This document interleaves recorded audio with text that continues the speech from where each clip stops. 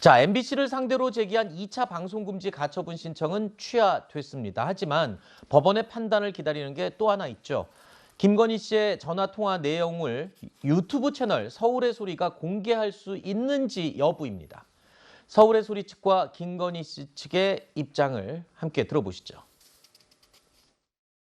우리가 보도한 다음에 정말 문제가 있으면 김건희 씨 측에서 뭐 정정 신청을 하든 언론중재위에 심의를 하든 뭐 형사 고발을 하든 민사소송을 하든 그렇게 해야 맞는 거지. 사적 대화는 국민들의 알 권리인 공적 관심사에 해당하는 것이 아니라 사생활 보호 영역에 해당한다고 할 것입니다. 그래서 이 사건 녹음 파일은 공개가 되지 않는 것이 국민들의 인격권을 보호할 수 있는 길이라고 생각합니다. 들으신 것처럼 김건희 씨 측은 통화 내용은 사적인 대화에 불과하다. 그러므로 공개할 수 없다라는 입장이고 서울의 소리 측은 아니다. 공적인 영역이다라는 주장을 계속 일관되게 펴고 있습니다. 자, 그러면 이제 법원이 결정하는 것만 남았군요. 일단 법원의 판단은 충분히 예상 가능합니다. 아, 그래요? 왜냐하면 MBC 스트레이트 방영과 관련해서 방영금지 가처분이 있었고요. 또 열린공간 TV와 관련한 방영금지 가처분 신청이 있었는데 전부 일부 공개하는 것으로 결정을 하지 않았습니까? 그렇죠. 아마도 결론은 비슷하게 날 것 같은데 이제 제 개인적인 사견을 좀 말씀을 드리면, 네. 그러니까 예를 들어서 지금 황순욱 앵커하고 저하고 개인적으로 좀 친분이 있잖아요. 네. 그러면 저희가 형 동생 하면서 편하게 얘기하는 얘기를 네. 이거 특종인데? 라고 해서 녹음해서 방영을 하는 거 과연 그게 옳은 방향의 보도 방향일까요? 그런 걸 생각한다면 이게 소위 실제로 뭐 공적인 인물이고 공적 관심사가 있는 것이고 이런 것들을 다 감안한다고 하더라도 그런 방식의 소위 취재라고 하기도 힘든 그런 취재, 그런 방식의 상대방을 소위 그러니까 보도하지 않을 것처럼 속여서 이 사람이 원하는 얘기를 받아내서 하는 방송, 이게 올바른가에 대한 생각 분명히 해봐야 될 것 같아요. 그런 네. 취지라면 전 개인적으로 법원에서 이 부분에 대한 방영금지는 인정을 해주는 게 맞지 않나, 네. 그건 제 개인적인 사견입니다. 자, 이런 사견을 전제로 한 지적도 있습니다만 유튜브 채널 서울의 소리 백은종 대표는요. 김건희 씨의 통화 녹취 공개가 대통령 후보에 대한 검증의 영역이다. 이런 주장을 계속 펴고 있습니다. 대통령 후보 부인으로서 네. 지금 대통령이 된다면은 대통령인 윤석열 후보를 뒤에서 충분히 조언을 할 사람이잖아요. 예.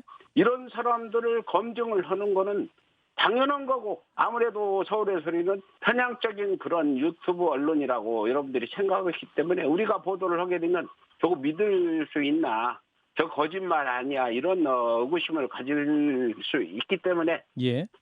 공영방송인 MBC뿐 아니라 저희는 KBS나 뭐 SBS 뭐 이런 전부 방송단한테 앞으로 제공할 계획입니다.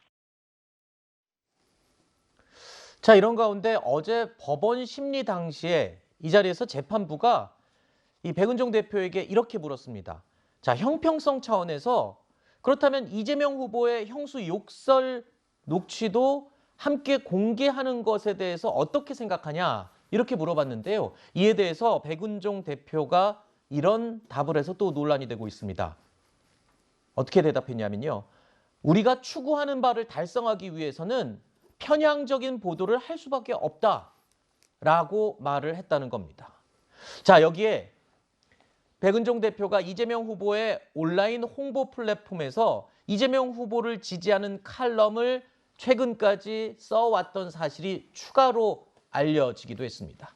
자, 이 백은종 대표가 공익을 위해서 후보와 그 배우자를 검증해야 한다라고 주장을 하고 있지만 지금 앞서 말씀드린 요 한두 가지를 또 근거로 본다면 과연 그 주장의 진정성이나 그 의도에 대해서 조금 달리 생각할 수도 있을 가능성이 있을 것 같습니다. 그러니까 첫 번째 말씀하신 공익을 위해서 한다. 저는 굉장히 동의해요. 네. 그러니까 김건희 씨가 공적 인물이라고 볼 수 있고 또 여러 가지 정치적 사안에서 말씀한 내용 중에 우리 국민들이 알아야 될 내용은 저는 해야 된다고 봅니다. 그런데 지금 이 뒤에 얘기한 부분은 이거는 언론사를 어쨌든 서울의 소리도 언론사로 등록돼 있고 온라인 매체지만 언론의 역할을 하고 있는 거 아니겠습니까?